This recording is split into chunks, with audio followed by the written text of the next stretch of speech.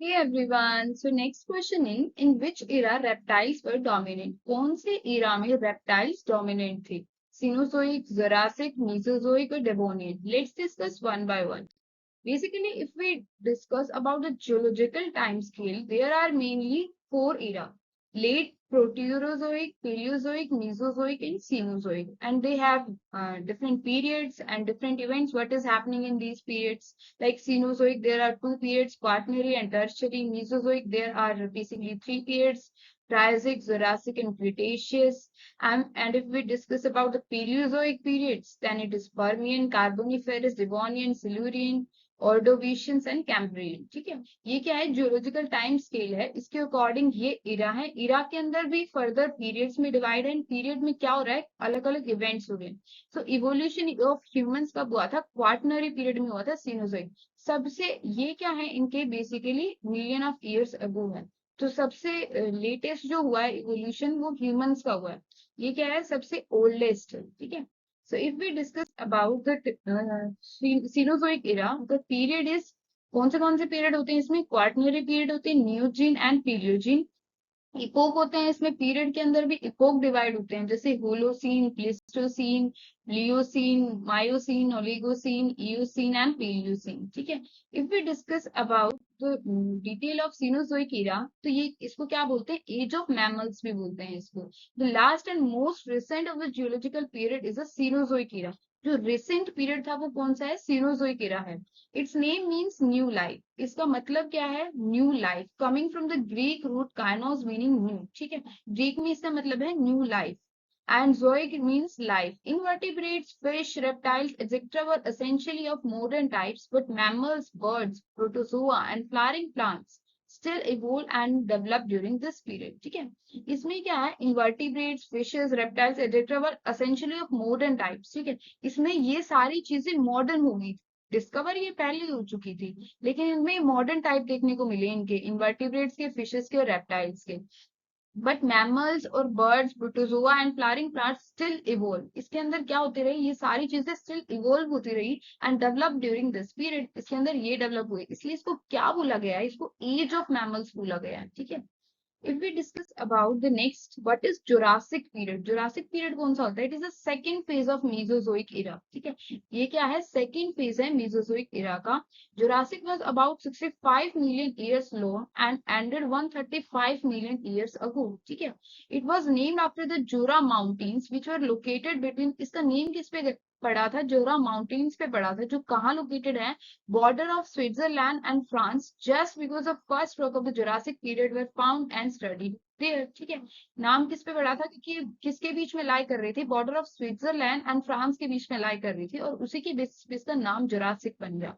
So the Cretaceous period come up next after Jurassic. ठीक है, Jurassic के बाद क्या आया? क्रिटेशियस पीरियड आया। And if we discuss about the defining characters of the Jurassic period, Jurassic period में किसका इवोल्यूशन हुआ था? इसको एज ऑफ डायनासोर्स भी बोल रहे थे। ठीक है, इसके अंदर किसका हुआ था? डायनासोर की डाइवर्सिफिकेशन हुई थी। Mainly dinosaur begin to diversify. Stegosaurus, theropods, sauropods, birds originated during this time. ठीक है, और क्या हुआ था इसके अंदर? बर्ड्स की ओरिजिनेशन हुई थी। Pangaea continues to break apart, और वार्म ट्रॉपिकल क्लाइमेट। कैसा क्लाइमेट था इसके अंदर? वार्म ट्रॉपिकल क्लाइमेट था। और मेनली आर्कियोप्टेरिक्स या फिर कौन से हुए थे? डायनासोर्स की डाइवर्सिफिकेशन हुई थी उसके अंदर, जुरासिक पीरियड के अंदर।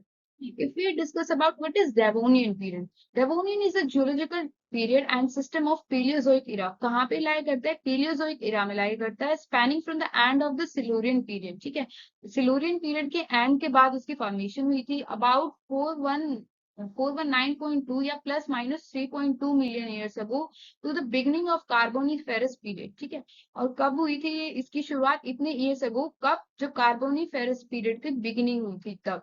तो Devonian period is also known as mother of diversification. बहुत सारी डाइवर्सिफिकेशन हमें डेवोनियन पीरियड में देखने को मिली थी, इसलिए इसको क्या बोलते हैं? मदर ऑफ डाइवर्सिफिकेशन बोलते हैं। Because maximum diversification of land plant occur during this period except angiosperm. जितने भी लैंड प्लांट्स थे उन सबकी डाइवर्सिफिकेशन डेवोनियन पीरियड में देखने को मिली थी। सिर्फ angiosperm, all forms were present. ठीक है, सिर्फ एंजियोस्पर्म की डाइवर्सिफिकेशन इसके अंदर नहीं हुई थी। If we discuss about the Devonian period further, the Devonian is often refer to as age of fishes. और क्या बोलते हैं डेवोनियन पीरियड को? एज ऑफ फिशेस भी बोलते हैं। Many new kind of fishes appeared. Ages of fishes क्यों बोलते हैं इसके अंदर? क्योंकि बहुत सारी न्यू फिशेस अपीयर्ड हुई थी इसके अंदर। Armoured fish were with bony plates and their mouth instead of teeth reach their greatest diversity. ठीक है, इसके अंदर कौन सी आर्मोर्ड टाइप की फिश ओरिजिनेट हुई थी? आर्मोर्ड जॉलेस फिशेस थी, become abundant and did early sharks and rays. ठीक है, जो ये जॉलेस फिशेस थी, आर्मोर्ड जॉलेस फिशेस, ये इसके अंदर मेनली देखने को मिली थी, अपीयर हुई थी।